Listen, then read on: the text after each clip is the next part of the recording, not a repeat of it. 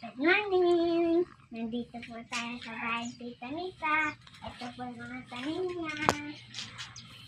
Ito po yung ubas. Saka ito po yung kamatis, kangkong, alokbati, kangkong. Saka po, kamatis din po. Oregano. Saka po halo-halo na po dyan.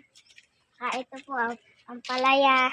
Nilalagay po dito lahat ng basura. Tapos po, nandun po po malalaking halaman. Ito po talong.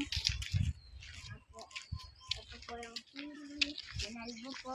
Saka ito po yung nalantang okra po. Yan po, saka po yan. Saka ito po, kangkong din po. Saka po, ito po yung maliit na pakwan, no? Ito po, namatay po, tapos bigla po nabuhay. Tapos ito po yung mga maliliit na halaman. Saka ito po yung mga iba rin po. Saka po ito yung mga malalaki. Sige po. Thank you po. Bye po.